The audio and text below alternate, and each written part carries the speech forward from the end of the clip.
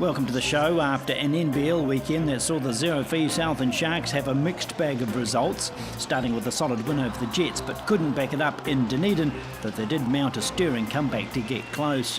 The Mountaineers tipped up the more favoured Saints. The Pistons won on the road in Nelson, but found the Rams too tough on Sunday.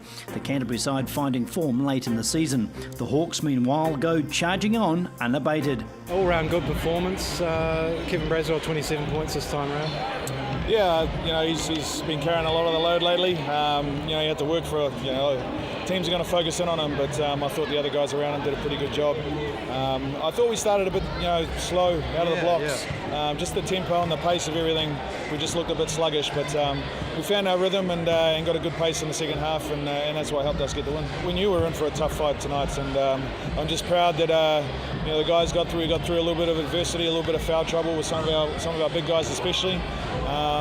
But we hung in there, we hung tough, and got a good result. And you gave Paul Hanara a few minutes out there. Only out of necessity, really. At the end of in the first half, it was just I think it was to rest Dan, and then at the end of the game, Luke Martin had been out there the whole time and done a fantastic job, and I wanted to get him out of the game, and so he can focus on recovery and focus on tomorrow night. He's been fantastic, and he's one of the guys that I think, since we've had some changes in our lineup and been a little bit short-handed, he's been the guy that stepped up. He had a big 18 points last week against Taranaki, and tonight just an all-round solid performance. Had high rebounds, had assists, had steals, and he scored 20 points. So, I don't know, but close to his best game in a Sharks uniform, I think. Let's talk about the new guys. Ty just got off a plane from Holland yesterday. I knew as soon as I saw him on the practice floor last night that he was going to help us.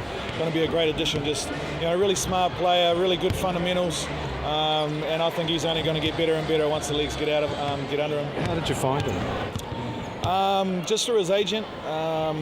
When we found out a long time ago that Gareth Dawson was going to be missing, we were going to miss Gareth Dawson. I sort of started looking at, we couldn't replace him with an import, so we had to either find a local or an Oceania type player, which the NBL has brought in this new rule. So anyone that can play for an Oceania nation outside of New Zealand or Australia, so any of the Pacific Islands basically, they're classed as a local now, and he's got Fijian roots and is also registered with Guam. Lived in Guam for 6 or 7 years, and has solid island roots, and he's able to play as a local now. So pretty lucky, really, to get someone of that calibre. But that's how it happened. And he's here for the season. He is here for the season. He's here for the season. So we signed him right to the end of the season. So I think, obviously, the more time we have with him, the more comfortable he's going to get, the more comfortable the guys are going to get, around him and how he plays. But like I said, I saw him on a practice floor last night and knew straight away that he was going to be a handy player. There's a lot of travelling ahead for the team, isn't it? A lot of travelling for the team, but again, perfect dress rehearsal if we want to be in Wellington at the Final Four. 3 of our last 4 weekends of the season are double headers, including travel. That's something that you have to deal with in the Final Four. So I think it's perfect preparation for us. A quick word about Brian Conklin. He's always a solid performer, but he was hardly walking at the end of last game. It's a quick recovery.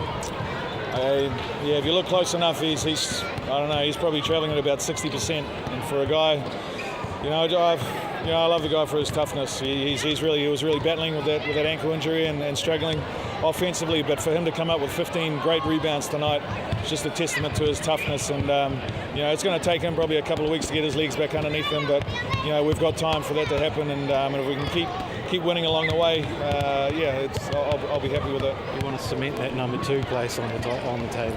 Oh, to be honest, I just want to be in the top 4. It doesn't really matter. You don't play on your home court. You don't really, you got to win two games to win the championship. And to be honest, we could finish first place. We play Hawke's Bay. They're on 2 losses right now. We're on 3, so we can go up there and keep winning and beat them. Maybe we finish first, but that's definitely not our focus. Our focus is on getting to Wellington, punching our ticket there, and we're still not there by a long shot. They've been pretty passionate with what's going on down here the last couple of weeks, and they've obviously stood up. Kevin Braswell's been pretty good the last 2 weeks, 45 and then 27 again tonight. He's a quality player. Both teams struggled from the 3-point line. I think we were 10% and they were 20%. I think the key there was that they made their free throws. They were 19 of 22 and we were like 19 of 30. So that's 11 points right there. Good performances though from the tall men. Yeah, the big guys have fought hard. You know, having Nick back the last few weeks has been great for us. It's helped us rest the other bigs. You know, Arthur and JT have fought all season, but we've been short in that department. But since he's been back, it's been good. How's the season going? You won't be impressed with where you are on the table, but it's not over yet, is it? Well, yeah, it's getting close to that, but I think the hard thing for us is we've had a lot of under 10-point games that we just haven't got over that hump. And I don't know, the Southland guys showed plenty of grit and determination, like I said before, because of what happened, and they stand up. And I don't know if we've really done that with the injuries that we've had.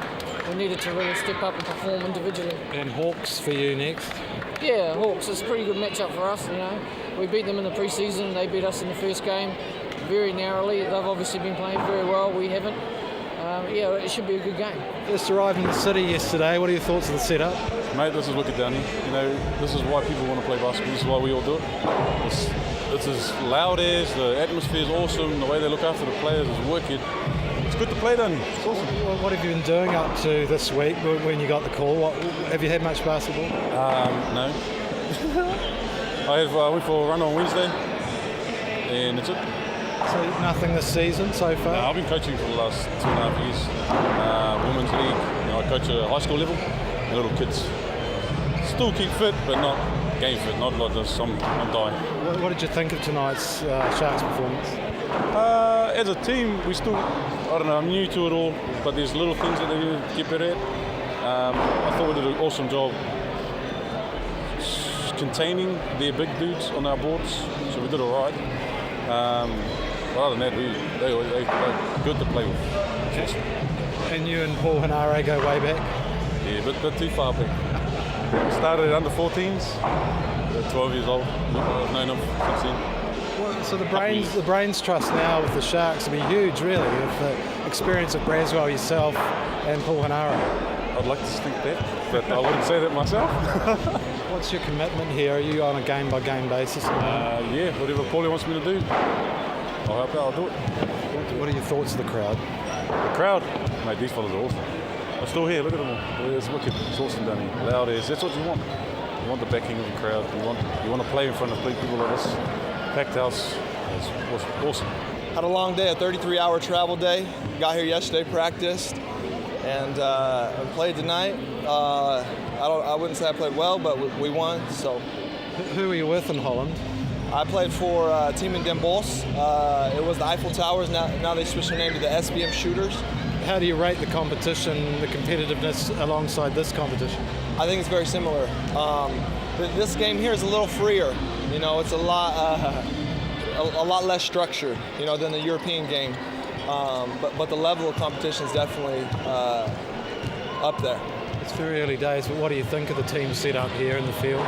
This team is great. You know, I feel like the guys are all good guys and fun to be around. They have a lot of fun, but they know how to play basketball. So I think I'll fit in real well. My legs are real heavy. I felt that on my jump hook. I missed a lot of little easy ones, but that will come. You know, I can't be too upset with my performance. We won, and I just got off the plane yesterday. Do you know anything about these sides? I know very little. So, but that's how you get rid of jet lag. It's back-to-back games. So we'll get it out of me real quick. The loss by the Zero-Fee Southland Sharks didn't do a lot of damage to their table position, though the gap has widened from the Hawks, with a three-way tie for the last two qualifying places separated only by points differential.